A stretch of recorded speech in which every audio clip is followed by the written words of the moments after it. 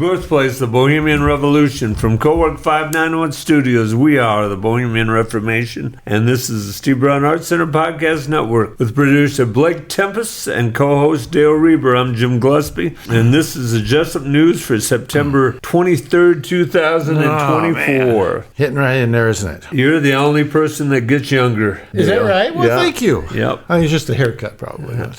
Tonight we are sponsored by Mickey D's Pizza and Lobster. Make sure you get down to the farmers market this Saturday. Mickey D's Pizza and Lobster is going to be there feeding people. The Farrells are kind sponsors of this podcast, and you want to get down there and make sure they're going to have breakfast pizza. They're going to have breakfast sandwiches. Okay, and where's this? Down at the Jesup Farmers Market. Okay, on Saturday. On Saturday. Yeah. On Saturday. Okay. So we're going to talk about the events of the Buchanan County Senior Center. Did you see in the paper that barbecue thing they had in Independence, that the two top winners, Mr. Miller, that does He won? Yeah, he won the two categories, and then the guy that ran Legacies had the best brisket. So Really? the two Jesup guys there won top prize. So We'll have to get them on. Yeah. Both of them are great sponsors for us. The Legacies had us in for I that remember show. that, yeah. And Mr. Miller has supported us too. So that's neat to know. We're going to talk a little bit about the presidential election. We can't avoid that. We're down to under 50 days. Yeah, I know what could happen next. Huh? Yeah, we look at the Jesup News. Dale's got a few tidbits for you. We're going to talk about top 5 things about vacation. Dale and I are both coming off assignments. We're going to look at upcoming shows. We have some surprises for you. We're going to look at top 5 lists. Just in general. Oh, okay. Not just lists of some, but just lists. Period. All right, okay. I'm glad you give me all this warning about these things. It really helps me. We're going to give you a weekly update of the Steve Brown Arts Center, and we're going to talk about roundabouts. So let's go to work here. Don't forget the Steve Brown Arts Center is a 501c3 nonprofit organization that has a vision for artists, young and old alike, to have the opportunity to better themselves while helping to build the skills of those around them. Remember, the long-range vision is to house a rural artist residency program for professional and emerging artists in all areas of the arts and the humanities. Artists will be offered accommodations and studio space in exchange for contribution of labor and maintenance of the buildings and grounds. So Dale, we had another assassination attempt. Well, yeah, he was waiting. It wasn't a real attempt. It was, he was making all the preparations. Never really got a chance to do the shooting. But and apparently that, according to his cell phone, that guy was there for 12 hours waiting. So I don't know, maybe Trump needs to build a wall around his golf course. They talked about him being there 12 hours having a, AR-15, I believe was a weapon. I thought it was more like an AK-47 than a Russian model. Oh, it was a Russian model. Well, it wasn't. It was based on that. That's what I had heard. It could have been a 15, but I thought it was equivalent to an M16. He had been in trouble with the feds before, I believe. 74 arrests. And he's still getting a gun. Yeah. See, that's the amazing thing to me. The gun, the serial number was filed down. Right. So it tells you that it didn't come from a gun store or anything. He bought it off market someplace from somebody who did not want it to get back to him. Yeah. And so I'm sure it was illegally purchased. Yeah. Good point. Good point. I don't know what you do about we're up to probably at least 300 million guns in our country now. Yeah, there's more guns than people. Yeah. And I know the last time I bought a weapon was I was in high school, so it'd be in the 60s, and it was a single-shot 12-gauge shotgun to hunt pheasants with. Right. And I was old enough to drive, but I wasn't 21 or anything. And I walked into, it was a hardware store in Independence, and I paid my money. The guy gave me the shotgun, and that was all there was to it. And so I have no idea what you have to go through. I know there's a gun store where 20 and 63 intersect right there. There's a big store down there with a big gun sign. And if I was going to buy, I have no idea what I'd have to go through if I walked in there and said, I want to buy an AR-15 or whatever. If it's hard to do or if it's easy to do, I have no idea. So it's a different world than the last time I purchased a weapon. But it appears that people are having no problems. what gets me is that there was a 6-year-old kid got in trouble because he had a loaded pistol in his backpack. That was in the paper this morning. And some kids in Perry had that school shooting. Well, there were some kids, that was in the paper too, some kids in the lunchroom today talking about how they could get out of school early, get school closed down if they called in a threat, a shooting threat. Well, some other kids heard them, and so then they reported to the administration, so they grabbed the 2 kids or 3, whatever they were talking, took them out, and then had made sure everything was okay. Right. But these were, I think, middle school kids. Well, how old do you have to be before you realize that's probably not a wise thing to be talking about? So all these things, number one reason why kids from 1 to 19 die is gunshot wound. That's number one cause of death for kids from 1 to 19. So there's something wrong. Well, one of the arguments, Dale, is that many of those are suicides, and imagine how many people wouldn't commit suicide if we didn't have those guns. Well, there's a real correlation. Again, this was a book I read, but the guy's talking about suicides, and that suicide is not a singular thing. And I can't remember the term he used. In England, they had all these people committing suicide with a certain kind of gas in their homes. Well, they took that gas out and put natural gas in. Suicide rates went way down. People jumping off the Golden Gate Bridge, committing suicide. Once they put the nets up so that then people quit doing that, and they didn't go to an alternative method. They just did not try to commit suicide. Right. And his point was that if there were not handguns available, we would save 10,000 people a year that commit suicide with a handgun, because if they couldn't get to the handgun, they would not commit suicide, was his thesis, his theory. Yeah. And so, people have guns in their homes, and they, for one reason or another, their kids are able to get at them. And then some parents are in prison now because they didn't secure their weapons and they allowed a kid to get them. Right. And so this is new, but it's starting. And so, was it in Florida? The sheriff, he's gotten 54 bomb threats at the schools, and so they had a kid, 11 years old, called in a bomb threat. They grabbed him, and they didn't hide his identity. They showed his face. They said his name, and I'm going to perp walk this guy and anybody else. I don't care how old they are. You call in a bomb threat, everybody's going to know who you are. And so he said, I've just had it. He says, it costs me thousands of dollars every time I have to investigate one of these fake calls. And he says, I'm just not going to do it anymore. So he's getting some criticism, of course, for putting these kids' faces and names out there, but also getting a lot of people saying, well, maybe that's what these kids need. It's hard to say. I don't know. I just can't get over how much information these kids are getting about this sort of thing, and yet there's still so many bomb threats or shooting things that have nothing to do with anything, but they still think it's funny or a joke or this sort of thing and do it. And it makes it real hard to sort out the real ones, I would think, for law enforcement. So, Corey, I was saying this the other day too. All my life I've been hearing about the dangers of drinking and driving, and yet how many people are killed every year by drunken drivers, So although those numbers are down, thank goodness people have worked hard. But you're right, Also, although we're going to talk about car accidents, the numbers fell when they made the law about seatbelts. Mm-hmm. Although people again are going away from the seatbelts. Yeah, you see it in so many reports. Yeah. The guy was thrown from the car, was not wearing a seatbelt, was thrown from the car and killed. Yeah. And it wasn't the accident that killed him, was being thrown from the car and the way he landed that killed him. And so some people see that as an individual liberty, and some people, I guess there's too much trouble. I was getting to my brother-in-law because he'll get in the car and he'll sit down and I'll wait and I'll say, how many years have you been getting into cars where somebody had to say, fasten your seatbelt? Oh, geez, how many years do you have to live, because he's 80, to remember to fasten your seatbelt?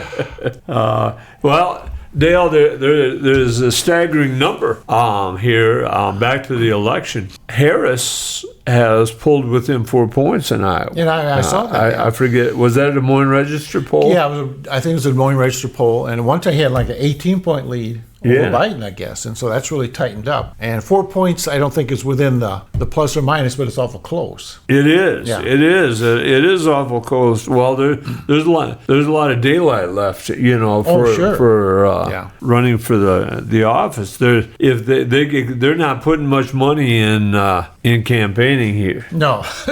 Yeah.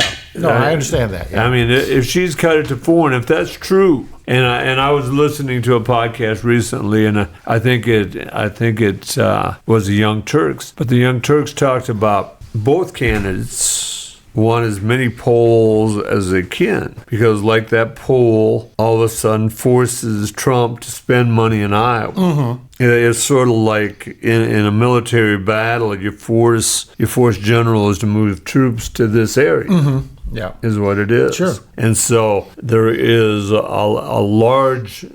a large amount of polls out there right now. Yeah. And some of them are not very scientific. No.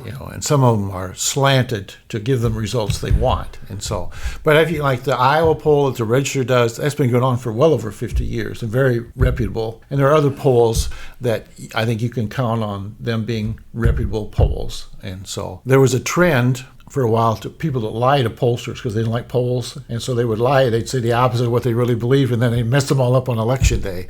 I don't know if people are still doing that or not, but nobody ever calls me and asks me what I think. They don't call. They have never been called about elections or anything like that. So the part of it is, your cell phone number is a state secret, Dale.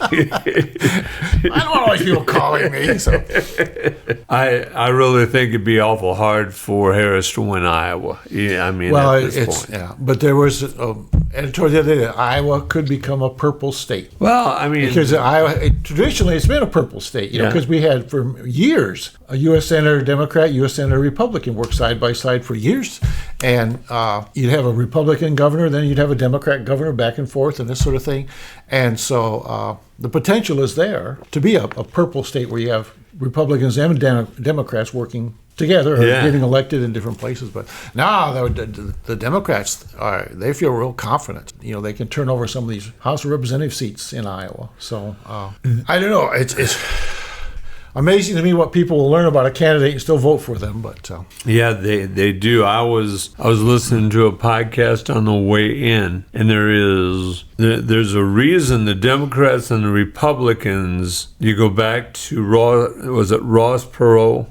that ran for president, and he scared the Republicans and the Democrats. If you remember that election, Clinton won the presidency with 43% of the vote. Yeah, because Perot sucked off so many votes, right? Yeah, that was the year. Okay. Yeah, and so both parties went and made it so that you've got to have a huge number of signatures on petitions to run for office. Yeah, they made it. They wanted to be just a two-party system. They don't want anybody else in there. So yeah. No, that's true. And so we're destined until that changes, and we're not going to change that anytime soon. No, they're not going to vote against their own best interests. Look at this. Here's a number for you. The Senate and the House get a 14% popularity rate from the people. Yeah. Okay, but 89% of the incumbents get elected every year. Yeah. Does that make sense to you? It doesn't to me, but the feeling is, well, they're all crooks except my guy.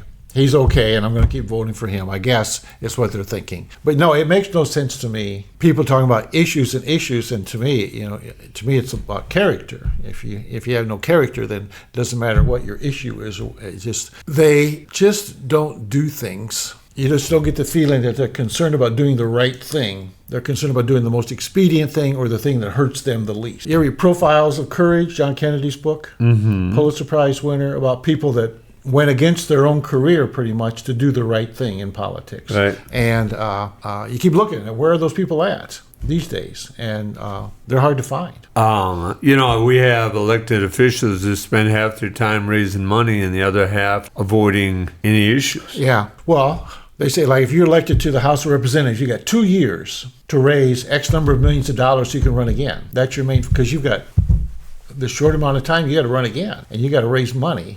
And so you got to start on day one raising money for your next election. That's your main focus. And that's a bad way to govern. You're right. Yeah. It is. They're not going to make a law that says you can only run one time for themselves. Yeah. No. People aren't going to do that to themselves. Yeah, no. Well, this is Steve Brown Arts Center Podcast Network. We're here live, or we're not live tonight. We were supposed to have a debate tonight. No, it wasn't not a debate. Discussion. A discussion. Yeah. Thank you. Let me restate that. A discussion between Rick Wolfkuhl and Keith Weiland because of an unforeseen problem.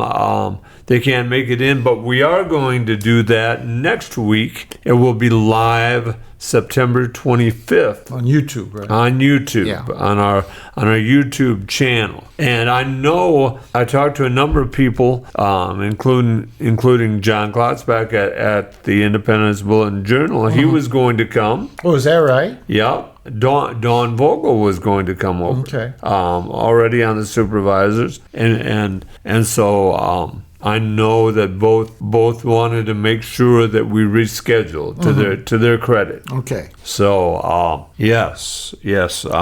Dawn was telling me she's on 16 different committees for that for her office. Yeah, no, I was looking through minutes, Board of Supervisor minutes, and the meeting where they were assigned to committees. It's just huge paragraphs of different things. Each one is, because there's only 3 of them. Right. And one thing I was going to ask about, because there's only 3 of them, they got $25 million budget. Should 3 people be able to spend that much public money amongst the 3 of them? And I was looking, and a lot of the big counties have 5 supervisors, but most of the small ones just have 3. But it's funny, Dubuque only has 3, but Grundy Center has 5. Grundy County has 5. Yeah, so it's just kind of interesting how that works. But it's a lot of money for 3 people to be responsible for spending. So but and this is a long time since I retired. But when I retired, the budget for the school was $12 million. That was 5 years ago. Yeah, and at least $12 million.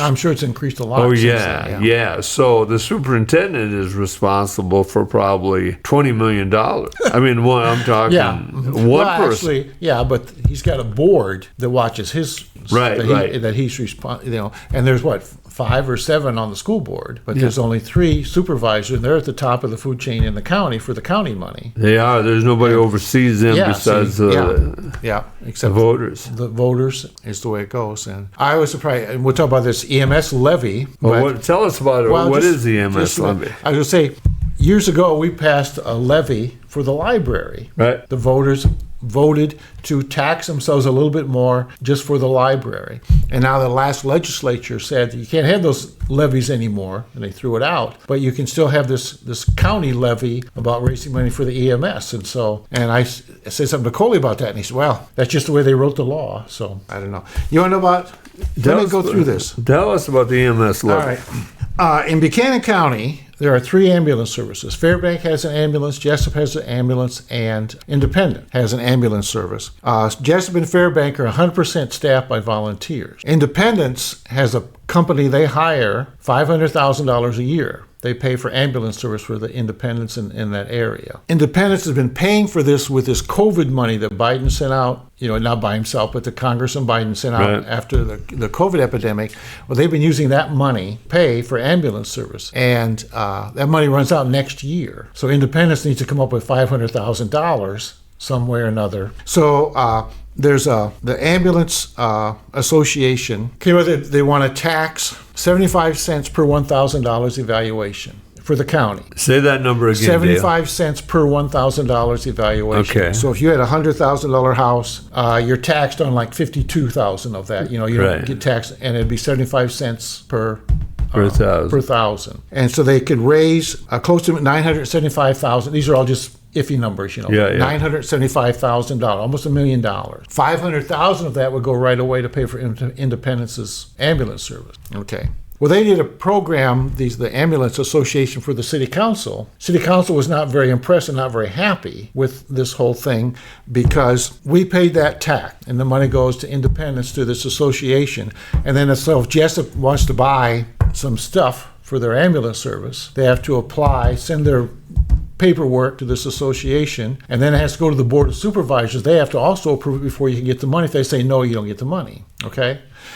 If this would pass, Jesup would pay $169,000 a year, more or less, in tax money would go for EMS to Independence or to Buchanan County. Well, right now, Jesup is budgeted $100,000 for ambulance service because all our people are all volunteers. So the budget $100,000, but if you call for the ambulance, and then you have to pay. You get a bill, and either your insurance pays it or you pay it or somebody pays it. Well, right now, Jesup is budgeting $100,000 and they're taking in $100,000 from these bills. So basically it's a wash. It's not costing us anything. Right. And now it's going to cost us $169,000 going out. Who's making this decision, Dale? As far as? Who's voting on it? So everybody, it's going to be on the ballot. So these are the people of Buchanan County will be voting on this issue about whether or not to tax yourself 75 cents per $1,000 evaluation. There's a meeting on October 1st at 6 o'clock in the Jesup Library where the people are going to explain this. Again, the EMS Association people are going to come and explain. They're having meetings all over the county, and Jesup is on October 1st at 6 o'clock at the library. And so the city council, I guess, was not real thrilled with this proposal because to them all they see is Jesup money is going to Independence rather than Jesup money staying in Jesup and we're taking care of it fine. And so also, and I didn't get all of this, like Hazleton, Independence is responsible for Hazleton, but Hazleton is contracted with Old Wine because it's closer. Yeah. So they use ambulance service out of Old Wine. And there are others, you figure like Raleigh or Brandon are close maybe to I don't know where Vinton or where else. I don't know who has an ambulance service in another county, but people are going to call the closest unit. Vinton would be closer to Brandon, yeah. Yeah, and so a lot of people, even though they don't have their own ambulance service, they wouldn't be using the Buchanan County ambulance service for one reason or another. So Dale, what will happen if the people of Buchanan County vote no? What will happen in Independence? Well, I imagine Independence is going to have to take measures to provide ambulance service for their people, and to do that, they're going to have to raise the city's asking for property tax because they have to come up with this $500,000. So if they raise the city of Independence, they're going to raise all of Buchanan County. No, because Jesup taxes have nothing to do with Independence. Well, right, I understand that. Yeah. I understand that, but property values.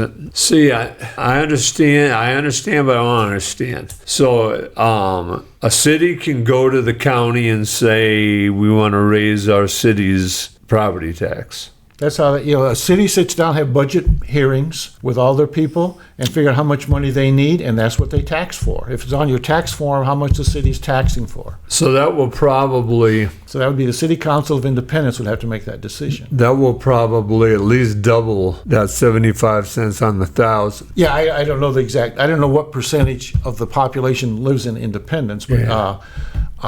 it would be more than 75 cents, yeah. Yeah, I mean... Of course, maybe 75 cents for the county raises $1 million, and they just need 500,000. Yeah. And so it wouldn't be... half the population of Buchanan County doesn't live in Independence, Dale. That's a problem. No, but it would...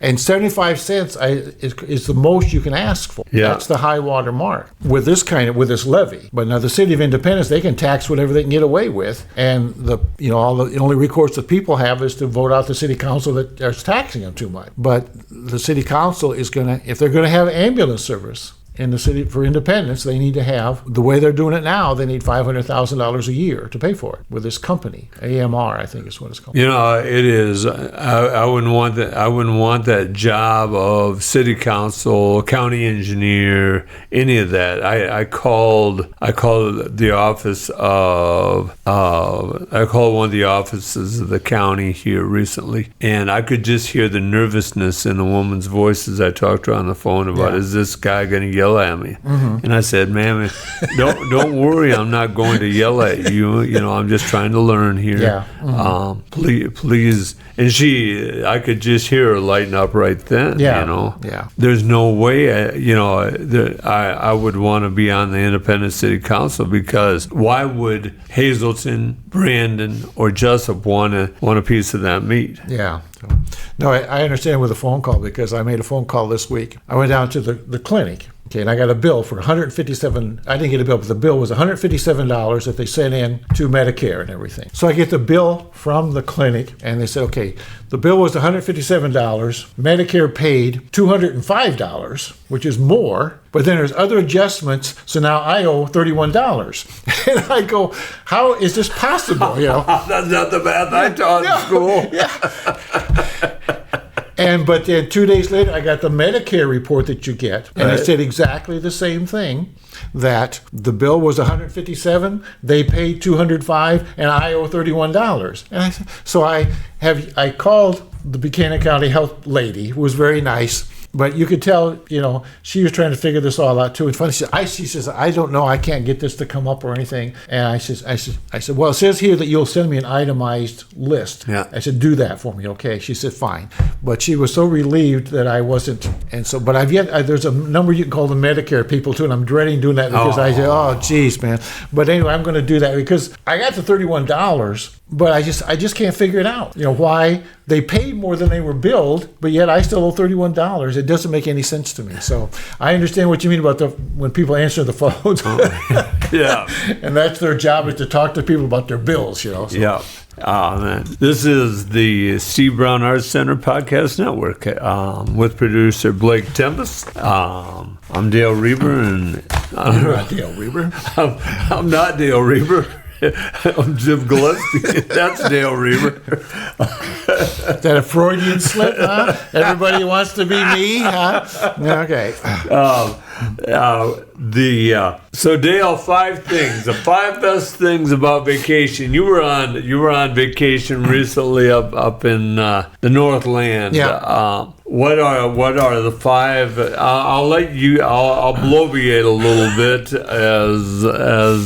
so I was recently on vacation, and the 5 best things about vacation: you sleep better. Mm-hmm. Number 5. Number 4, for some reason, food tastes better. Number 3, the pressure is off from home. I mean, I'm not talking, what I'm talking pressure is you don't feel like you've got to do this at the house. You got to do this, you got to do that. You know, you don't have that pressure. Mm-hmm. You don't have to clean the house. Somebody else has got to clean it. Yeah. Number 2, meeting new people. I've always enjoyed that, Dale. Mm-hmm. I love to meet new people and be around new people. Mm-hmm. And the number 1 top thing about vacation is the being around water. I love water. Yeah. Although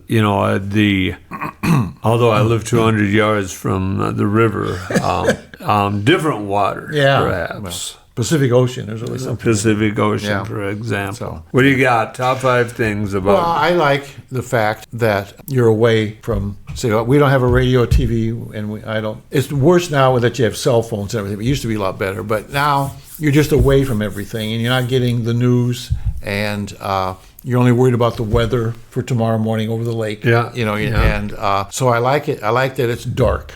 It's dark and it's quiet, and the only noise you hear the loons out on the lake. I love the loons, and you hear the geese, and you hear the water lapping against the dock or the boat, sort of thing.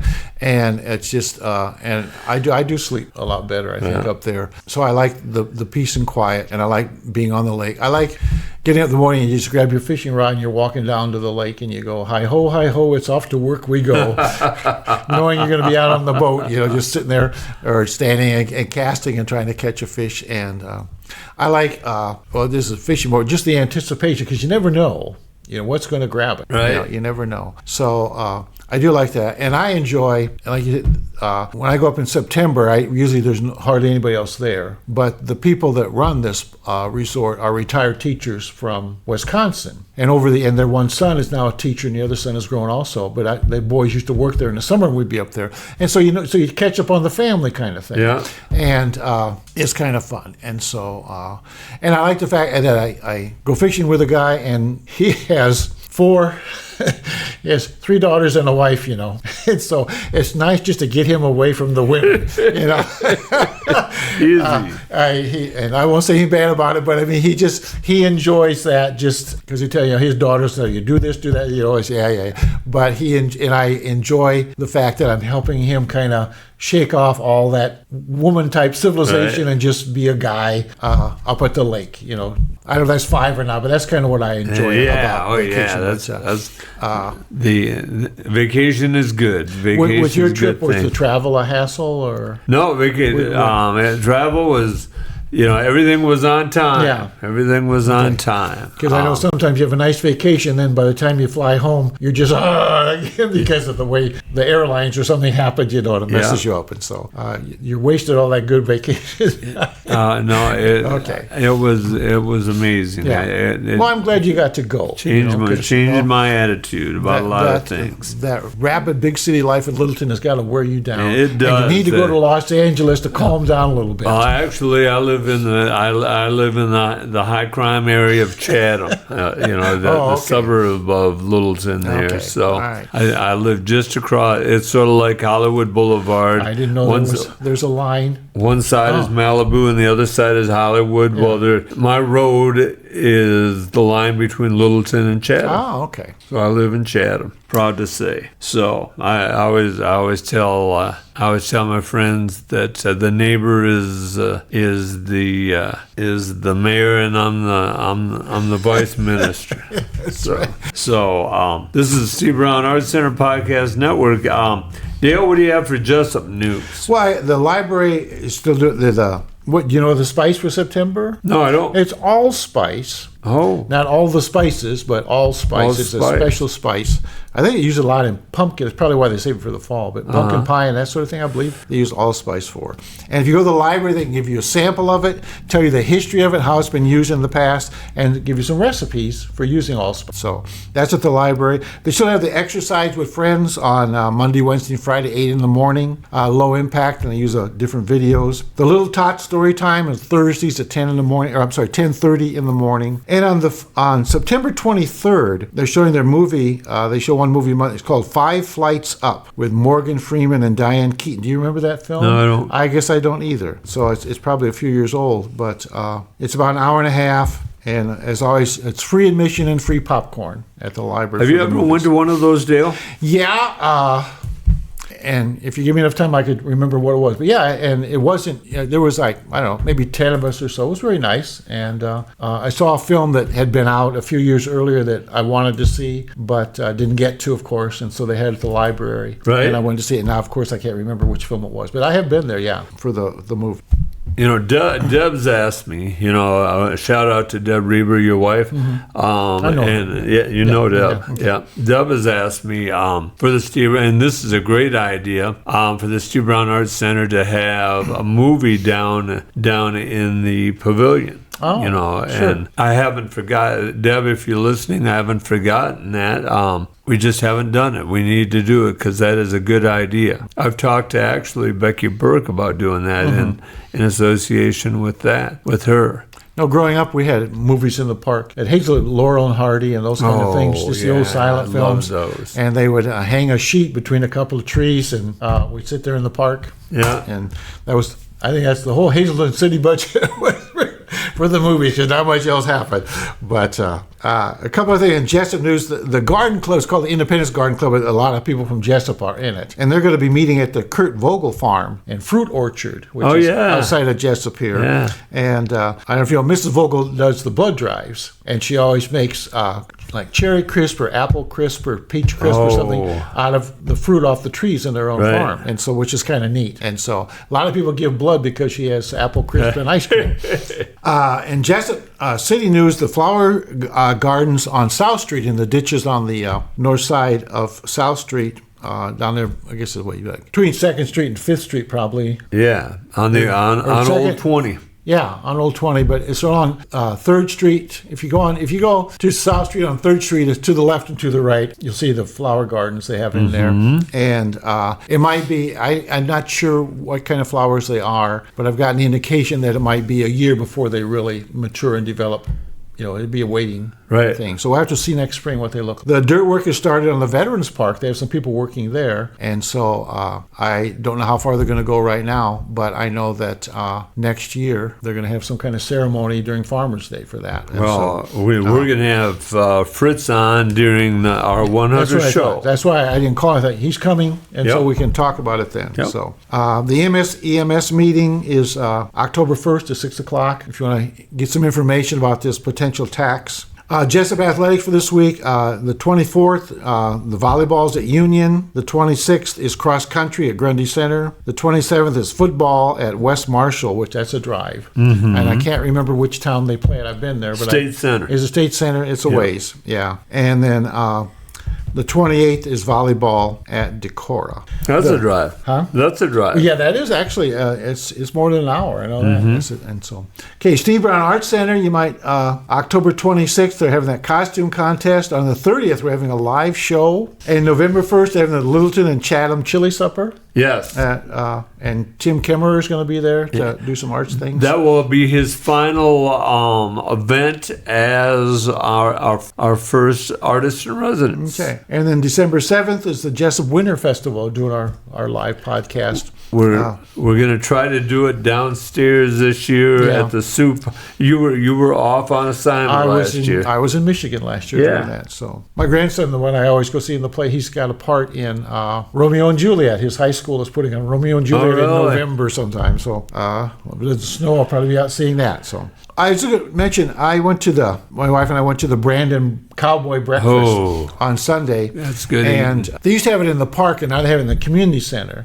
And it's not quite the same, but fewer bugs, I think. So But they raised money with this Cowboy Breakfast to keep their community center up. It's a nice building. And as I was leaving, I asked the lady, and she said well over 800 people have been through. Wow. And so the adults were like $12, and so that's nice income for them to keep things going. And also this week we went down and got our flu shot and COVID shots. They have at the Jesup Pharmacy. And so I don't know how you feel about vaccines, but I think vaccines save the world. And so I'd encourage you to get your COVID shot. And Heather's whole family in Michigan, COVID really bad. And she said the main thing was they were just so tired. They slept like 14 hours a day. I mean, she said you'd be up 10 minutes, you feel like you want to go back to sleep again. No kidding. So she said it was just fatigue more than anything. And so that was the real big symptom that they had. So that's kind of different. So anyway, get your COVID shot. That's what I have. All right. Thank you. This is Steve Brown Arts Center Podcast Network. We're coming to you live from Dale, what is the park across the street from Cowork 591? I know that. It's Land of Corn Park. That's also land. So it's the whole thing. The whole thing is Land of Corn. And you might remember when the railroad was going across the country, they gave the railroad lots and lots of land. Yeah, a mile on each side. Yeah, and so that land was owned by the railroad until within the last 20 years. And they leased it to Jesup to use as a park, but it never belonged to Jesup. It belonged to the railroad. And then and again, if I'm wrong, let me know, but this is the way I remember it. The railroad wanted to close some of these crossings because these crossings cost them money. Yeah, they did a couple of them. Yeah, well, they did. Well, the city did not want them to do that, and so the bargain they made was, we'll close these crossings and we'll give you the parkland. And we said, okay, so they made the deal. And whether it was a good deal or not, there's still speculation all these years later. But that's the way I understand it happened. So now we own it because we had the pavilion on it and all this other stuff, but it didn't really belong to us. Yes. And to the city, but now it does belong to the city. Which is a good thing. Yeah, because at one time that was the only park in town. You think about the parks that we've added since then. Parker Muncie, and then the ones off to the south and west, and so and the school built a real nice playground up there when they added on for the kids, and so there are some nice playgrounds. So Dale, help me here.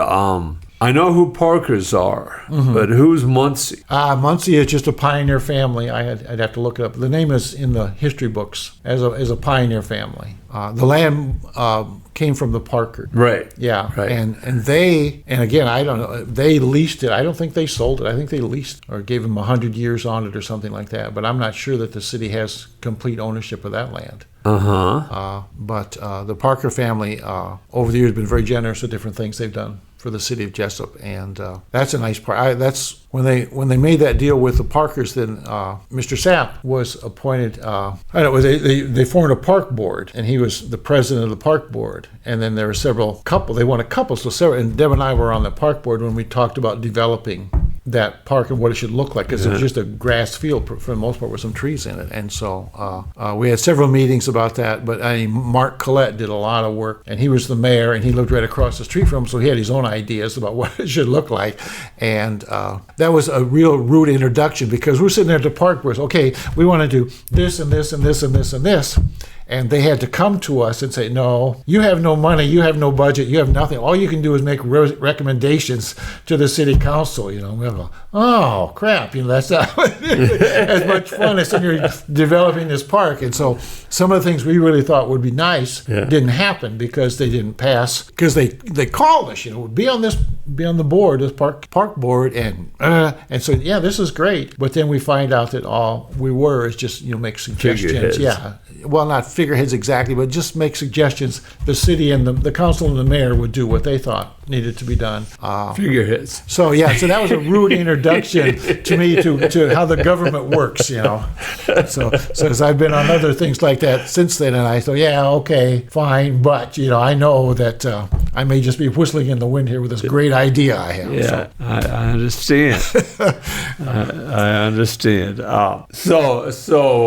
We why were you interested in Land of Corn Park? Well, because we're coming to people from at Cowork 591 Studios, right across from Land of Corn Park. Yeah, okay. In beautiful downtown Jesup, Iowa. Okay, that was the name of the train that went. That's why it's got that name. Okay. Like the city of New Orleans was a train. Train. Well, that was the Land of Corn. Was that train that came from Chicago and went across to, I suppose, Omaha or wherever. But that was the name of that particular train, and so that's why we named the park like that. I say we, I had nothing to do with it, but that's the name they came up with after that train. Well, so it's historical. Dale, I'm going to ask you a favor. We're going to have on our 100th show on October 30th, we're going to have Chad Reagan. Chad Reagan is going to be in. He's going to sing a special song for us. I know you see Chad quite often. Yeah. Will you ask him if he'll sing the city of New Orleans for us? Oh, I guess I could, yeah. I've already asked him for another song. 3 songs would be good. Yeah, okay. All right. 3 songs might be enough. I better write a note. All right.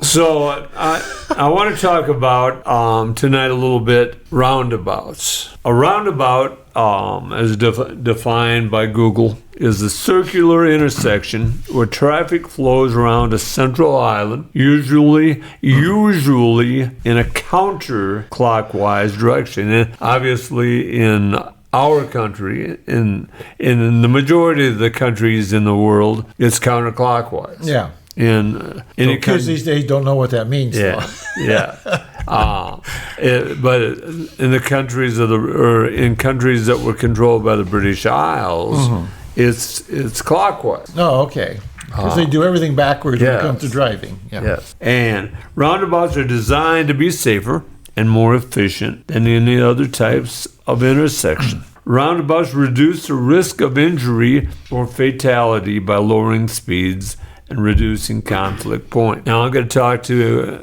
the audience here. There are areas in our county and in Black Hawk County where we must build roundabouts. Now I've heard arguments, well, I hate roundabouts. Nobody knows how to drive them. Well, learn how to drive them. Yeah. They're not going to be able to get farm equipment in. They will make them large enough for farm equipment. All the farm equipment has got out of control, with the size. It's not just roundabouts where they struggle. No, it's we must take the safety of the people of our area into consideration and build roundabouts. Well, the best prime example is last week during our show the emergency services went out to the Dunkerton corner to a terrible accident, and we need a roundabout there. It's time now. Everybody says, well, Jesup has nothing to do with that. It's Buchanan County, and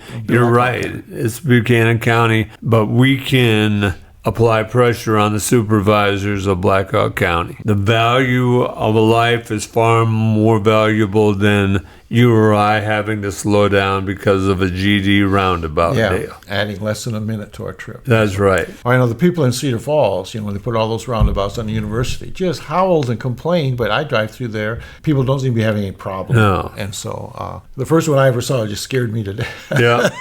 Because I wasn't expecting, had no idea what it was or what I was supposed to do. And so and it does. Like anything new, Dale, things frighten you.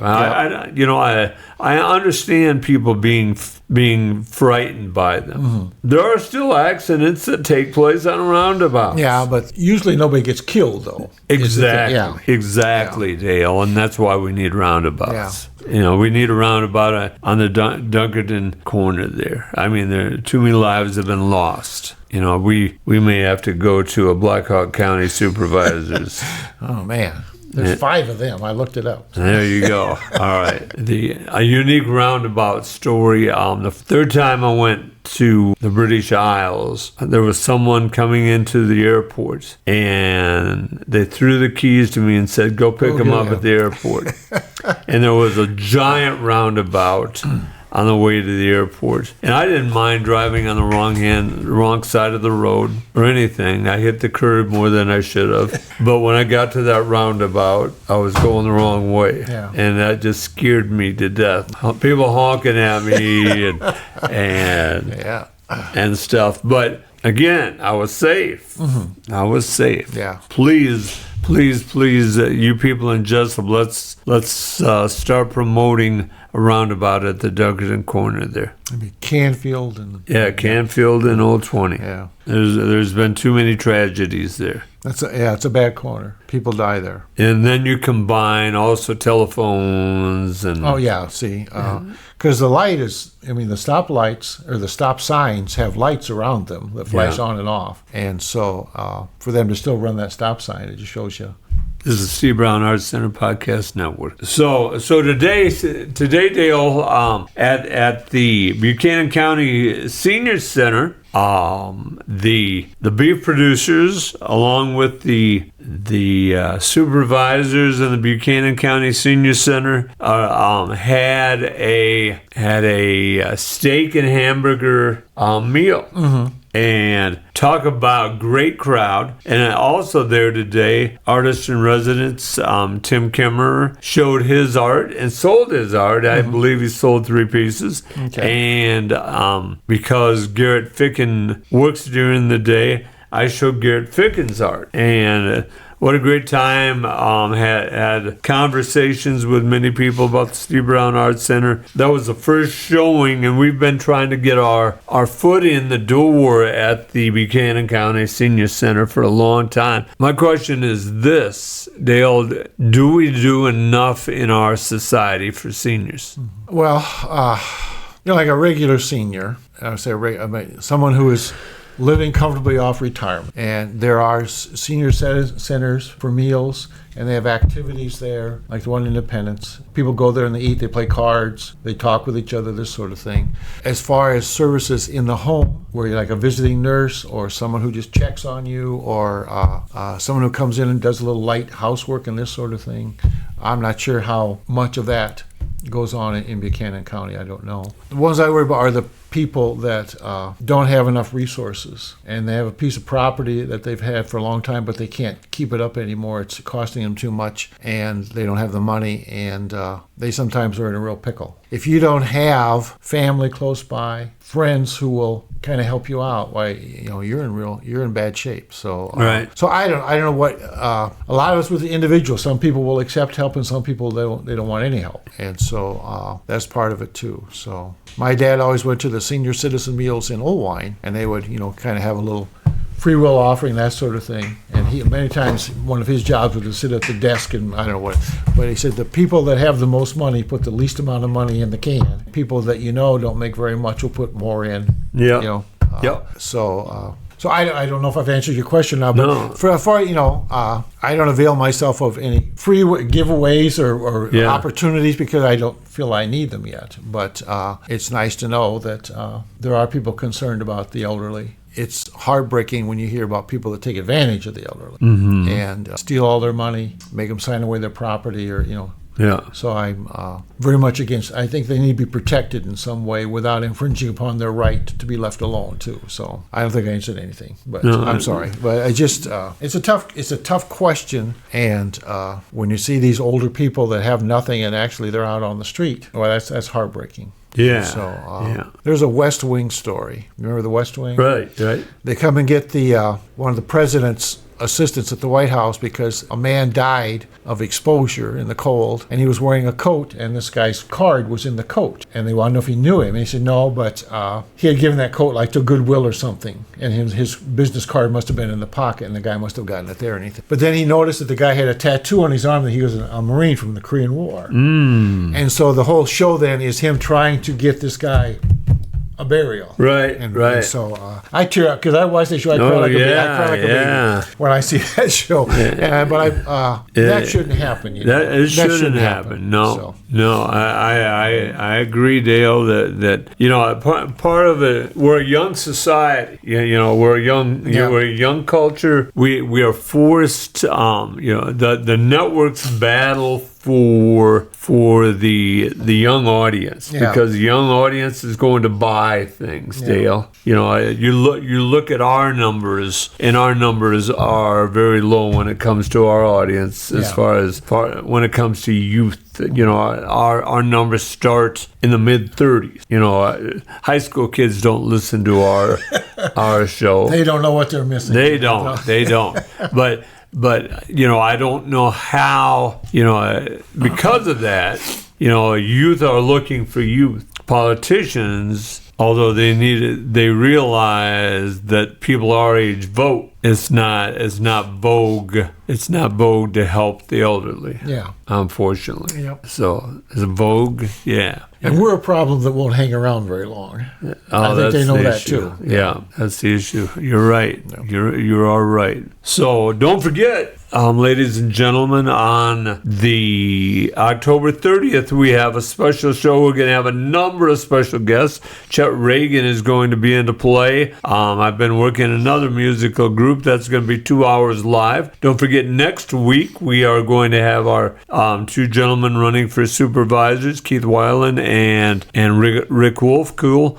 I talked to both of those today, and they were disappointed they couldn't come today. But that's next week, and that's live, and that will be on our YouTube channel, and that will also be recorded and be in our regular place. Thank you, Dale, and thank you, Blake, for being so flexible and coming in with a great show tonight. Dale, do you have anything else for us? No, I'm ready to go. Remember, this is the Steve Brown Arts Center. If you'd like to donate to the Steve Brown Arts Center or have any idea for an event, go to stevebrownartscenter.org and follow the link. If you have news or would like to sponsor us, email us at jim at stevebrownartscenter.org or call 319-290-0241 and leave a message. I might share a state secret with you and give you Dale's telephone number. I'm Jim Gillespie with Dale Rueber and producer Blake Tempus. Thanks to the audience for bringing the stray dogs into your day, and thanks to Kelly C. Haas and Sean Westfall for allowing us to use Cowork 591 studios. Hopefully they're going to be guests with us on the 30th of October. Remember, each day is about little victories.